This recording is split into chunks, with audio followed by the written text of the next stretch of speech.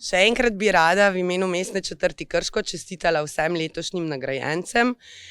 Letos smo tudi po 9 letih podelili naziv častnega krajana, ki je pripadal gospodu Stanetu Rožmanu. Zato še enkrat iskrene čestitke.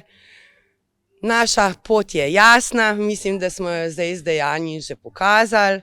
Za nas so pomembni seveda izgnanci oziroma te zgodbe, ki jih moramo ohraniti za naše otroke, za našo generacijo, za nas, ki prihaja, in seveda naši najmlajši. Če ne gradimo prihodnosti za njih, za koga jih pa gradimo.